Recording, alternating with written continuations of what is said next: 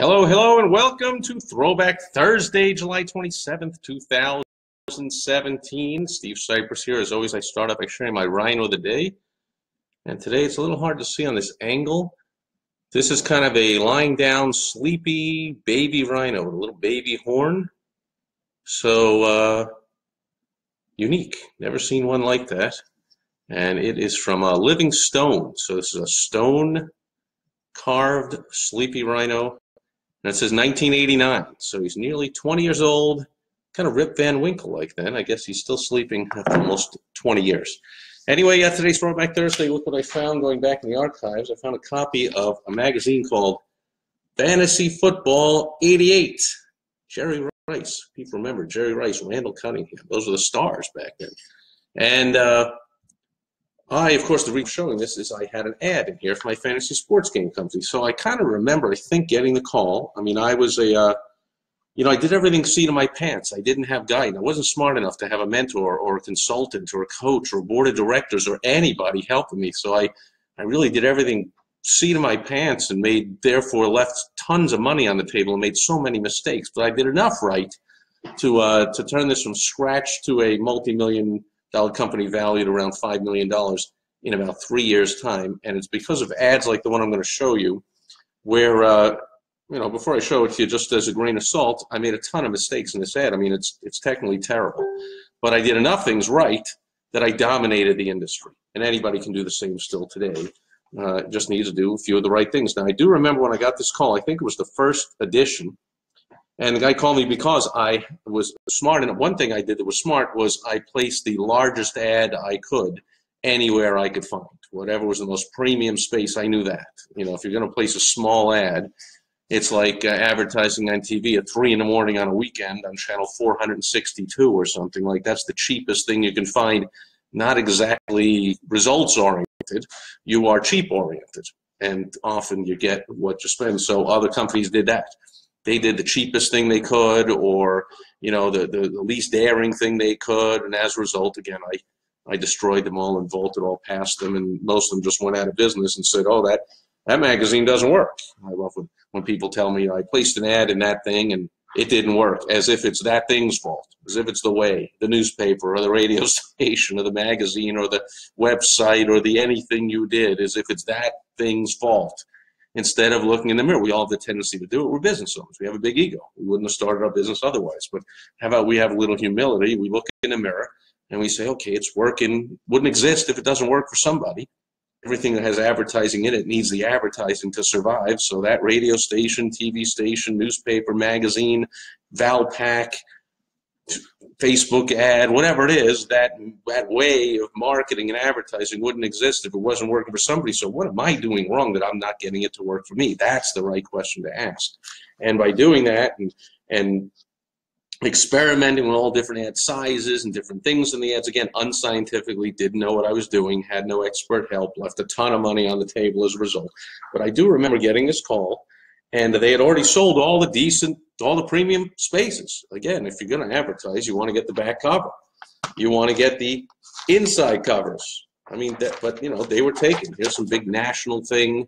Back then, it was a 900 number to get scores. I mean, 1988, no internet back then, or very little bit. I had it, but it was expensive. Computers weren't in every home and so forth. And sports fans called 900 numbers and paid money, 25 cents a minute, or whatever it was, to 60 cents for the first minute, 35 cents each additional, just to hear the scores. And they were a big shot because, look, they had a satellite dish. Ooh, nowadays, well, I passed by a home the other day. I was driving with my beautiful wife, Michelle. I'm like, look at the house. It has 4 satellite dishes on it, right? But back then, to have a satellite dish, big shot. Anyway, they had that, and the front inside cover was taken, and so I was like, there's no premium spaces, not worth advertising. You go big or go home. Come on, I want this thing to work. I'm not doing this to get the cheapest thing and not have it work and then blame, oh, your magazine didn't work. Sure, if I did the cheapest thing. So I insisted. I asked them what kind of articles they have, and lo and behold, they were going to publish an article on how to play fantasy football, how to start your own league. And I said, got it. I insist. I'll place a full-page ad. and it has to be across on the same spread as that. And I made up an ad specifically for this magazine, never ran it before or since anywhere else. And I'm going to run an ad on why you should not start your own fantasy baseball league. And needless to say, it did work brilliantly, even though, again, did a lot of things wrong, left a lot of money on the table. But you can see here, I don't know if you can, but I said, okay, attention team owners. And, you know, fantasy football is lots of fun, but running a league is lots of work. So here we are, how to start your fantasy football league, telling about, look at that, all the work that's involved and everything you have to do, because back then there was no do-it-yourself. You know, you didn't have the internet, and you go on to ESPN.com or NFL.com or Yahoo.com or wherever and set your own lineup and draft your own. None of that existed. There were either you do it yourself with your friends, which is where I started as a hobby. Then I turned it into a business where people pay me because they either don't have all those friends to get together or they just don't want to do this and have all this hassle. And then I got this picture to go along with it of there's the hassle of running a league. Your phone's ringing off the hook, your inbox is filled up, papers are flying everybody, and you are under the desk going, I thought this was going to be fun, and I get to follow sports, and instead I'm in misery of having to keep track of all this stuff. Please, Steve, do it for me. So that's what the picture worth 1,000 words says. And then I go through the headline based on the solution is, let the pros, that's my company, SSS, Simulated Sports Services, let the pros at SSS do all the work. Here's what we do. Oops, here's what we do. Here's what you get. And then here's my irresistible offer. See, at least I knew enough to have an irresistible offer. There's my meaningless logo that, sorry to break it to you, nobody cares about. Nobody's buying because of your logo. So I made that up myself probably in about 10 minutes. Like, don't waste any money or time on a logo, for crying out loud. But I did have the call to action with the irresistible offer. Call now for free brochure. And there's my toll-free number. And I put the digits underneath. And there's my company and mailing address to, back then, to show it was a real business. I had a real office. My competitors, again, they were trying to place the smallest ad in the world. It didn't work, and doing things cheaply and running a not real business and didn't have a staff and didn't have employees and went out of business real quickly and did everything on the cheap as they could and did not build a $5 million business in a few years. So this, now you're asking yourself, calling it for a free brochure. How is that an irresistible offer? Free brochure. Everyone gives a free brochure. That's like a contractor saying, call now for a free estimate. Big whoop, everyone gives a free estimate. So that's not an irresistible offer, same as everybody else. Aha, here's the deal. Now this, again, there's only a few ads in this, but here is why that was an irresistible offer. But here's my, because here is my quote, competition. These guys, of course, went out of business real quickly. At least they were smart enough to get a premium ad, the inside front cover, so they got attention from everybody, and they get on the glossy paper where I had to be on this bogus brown paper. Well, it's brown now. I guess it wasn't as brown back then, but whatever. But look at their offer. So they are, okay, here's, I mean, they're even introducing, because a lot of people back then didn't know what fantasy sports was. Can I hold it still enough to read it?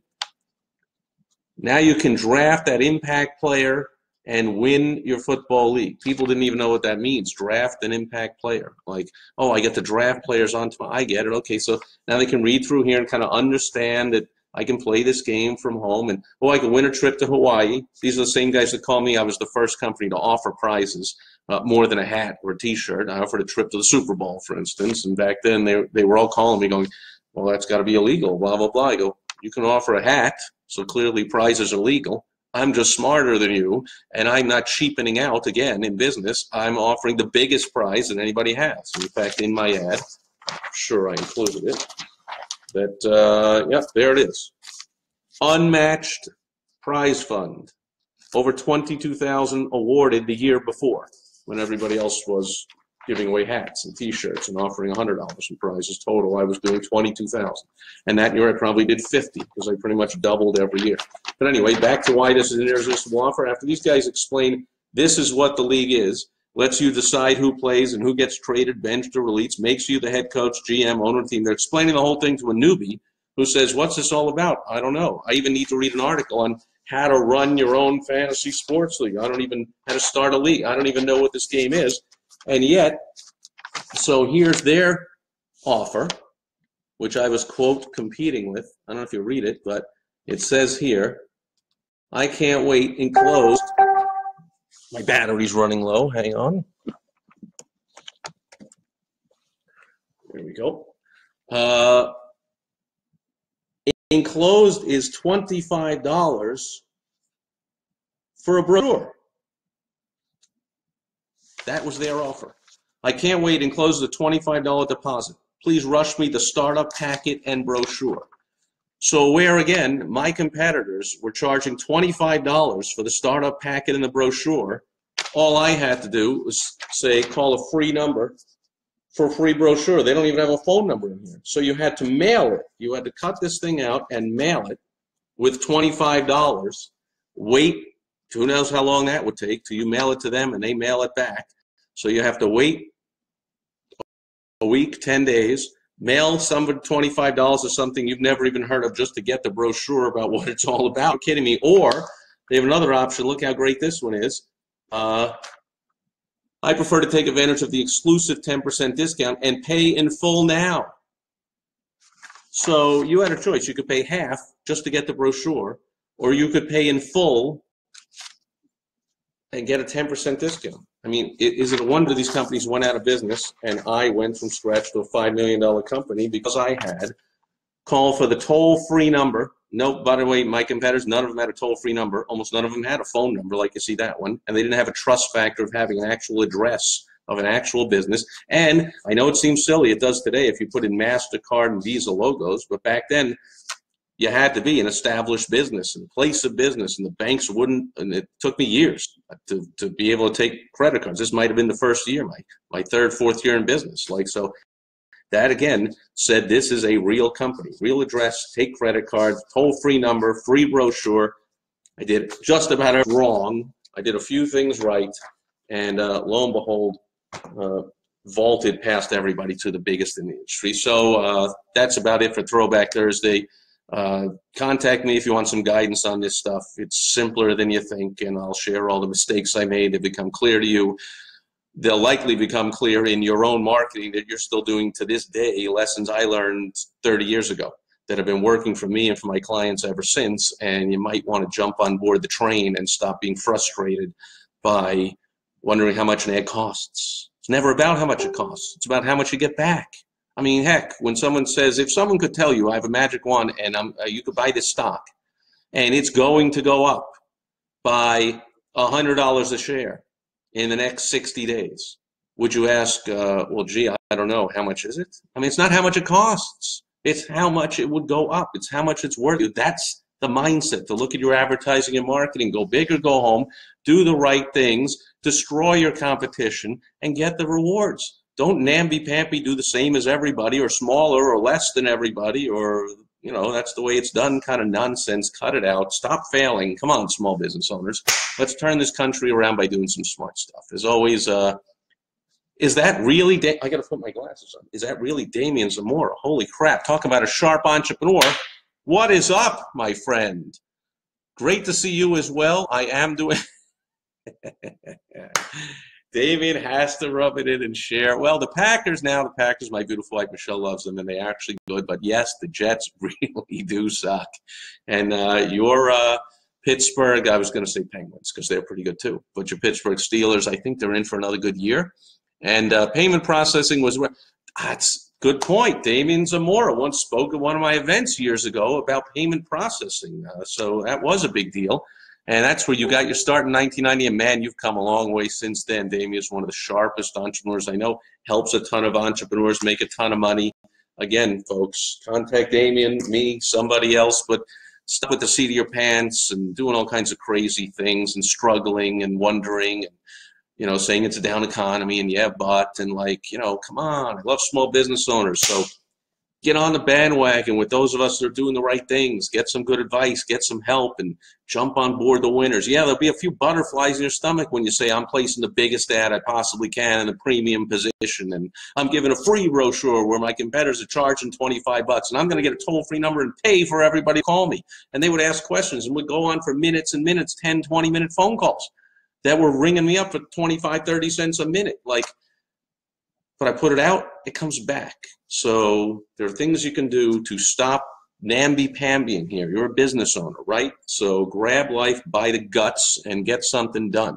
And Damian's asking, when is our next event? You know, the next time I'm going to host one and I'm looking for a speaker, might be time to give you a call, my friend, and have you come in. Otherwise, we might do one of these online events. I've hosted hundreds of in-person events like Damon came and spoke at, but nowadays we do these online events. I do have clients all over the world. Maybe we do one of these webinars, web seminars, they call it. So contact me and we'll talk about that. Otherwise, thanks for being here, Damien. Fantastic. My best to Nikki, of course. And go back and enjoy the left coast. Other than we won't talk about the politics and the nonsense going on out there, but your view and your lifestyle's got to be fantastic out there, and your great family. Enjoy that. Thanks for being here. Anybody else and watching on the replay, and we'll be back tomorrow with Foundation Friday. That's not for the experts like Damien in the room. Those are for the newbies. So you experts can take a day off tomorrow and join me back on Success Story Saturday. Tomorrow's Foundation Friday, real basic tip to help you at least get on the right track out of the frustration and into success. Isn't that where you want to be? Damon would be honored. Fantastic. The honor be all mine, my friend. Thanks for being here, and anybody else, and I will catch you tomorrow.